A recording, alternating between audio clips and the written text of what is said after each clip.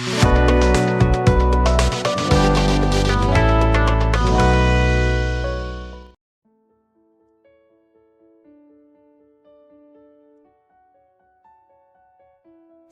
pagi dan shalom Bapak Ibu Saudara-saudari yang terkasih. Dengan penuh sukacita saya menyapa kita semua melalui Renungan Harian Toraya edisi Jumat 1 Agustus 2025. Sebelum kita melakukan aktivitas kita hari ini, kita akan bersama merenungkan firman Tuhan. Tapi sebelum itu kita berdoa bersama, kita minta tuntunan Roh Kudus. Kita berdoa. Bapa yang baik, kami bersyukur untuk semua kebaikan-Mu yang boleh kami rasakan sampai hari ini. Terima kasih untuk kesehatan dan kekuatan yang Tuhan beri. Ya Bapa, saat ini kami menyiapkan hati kami untuk diisi oleh firman kebenaran-Mu. Beri kami hikmat supaya kami bisa mengerti dan kami dimampukan untuk melakukan firman ini. Di dalam nama Tuhan Yesus kami berdoa. Amin. Pembacaan Alkitab kita hari ini terambil dari Hosea pasalnya yang ke-9 ayat 10 sampai 17. Hosea pasal 9 ayat 10 sampai 17. Firman Tuhan berbunyi, "Seperti buah-buah anggur di padang gurun, aku mendapati Israel dahulu. Seperti buah sulung sebagai hasil pertama pohon ara, aku melihat nenek moyangmu.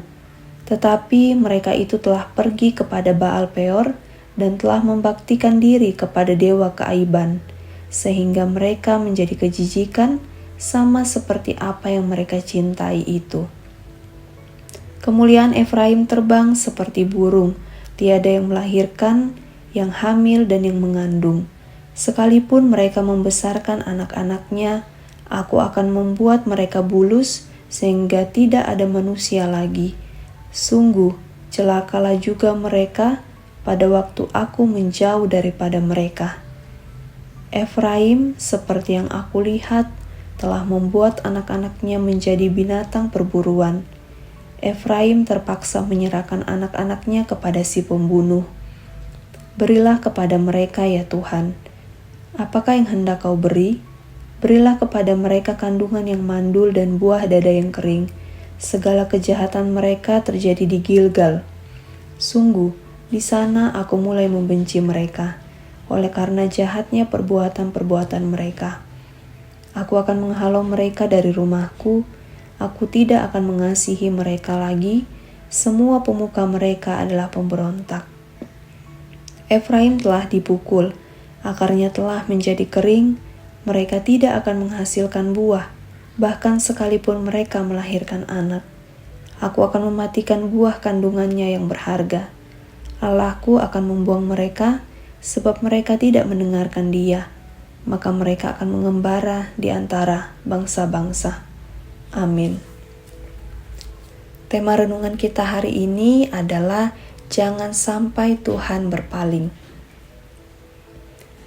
Bapak, Ibu, Saudara-saudari, di setiap masa sampai saat ini, kemapanan, kesuksesan, kekayaan, status dan kedudukan yang tinggi kelihatannya membawa manusia merasa jika di tengah situasi seperti itu tidak akan terjadi keruntuhan.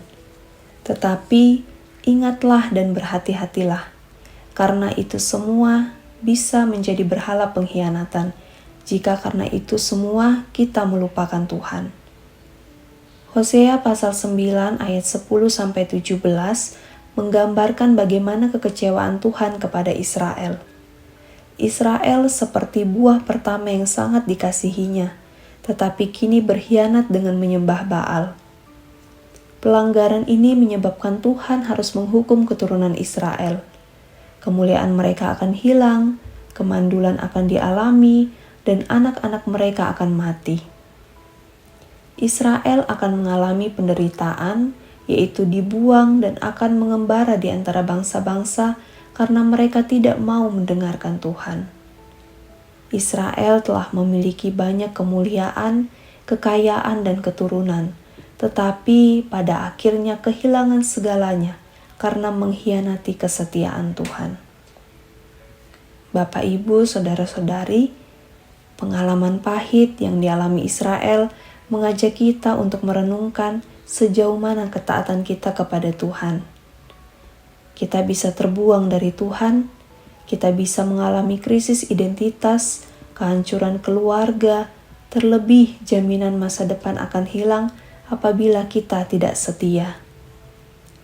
Ketika kita dikasihi, diberi kekayaan dan keturunan, jangan memberhalakan berkat itu dan lalu melupakan Tuhan yang adalah sang sumber berkat. Apabila Tuhan telah mengasihi kita, tetapi Ia memalingkan mukanya dari kita, siapa lagi yang bisa menyelamatkan? Bapak, Ibu, saudara-saudari, Tuhan akan menghukum, bukan karena Tuhan kejam, melainkan karena manusialah yang memilih jalan yang bertentangan dengannya. Karena itu, mari kita bertobat selagi masih ada kesempatan yang dianugerahkan untuk kita. Amin, firman Tuhan. Mari kita berdoa. Terima kasih ya Allah, Engkau adalah Allah yang setia dan pengasih bagi semua umat ciptaan-Mu. Hari ini Tuhan, kami diingatkan lewat firman-Mu, bagaimana kami bertobat dan kembali hidup setia. Kiranya Roh Kudus bekerja di dalam diri kami pribadi lepas pribadi, sehingga kami dimampukan untuk hidup dalam ketaatan penuh kepada Tuhan. Bapa di sorga, kami berdoa untuk kehidupan kami sepanjang hari ini dalam segala aktivitas, pekerjaan, dan pelayanan kami. Tuhan yang menjaga dan menolong, sehingga kami boleh melakukan semuanya dengan penuh sukacita, dan biarlah Tuhan terus dimuliakan melalui kehidupan kami.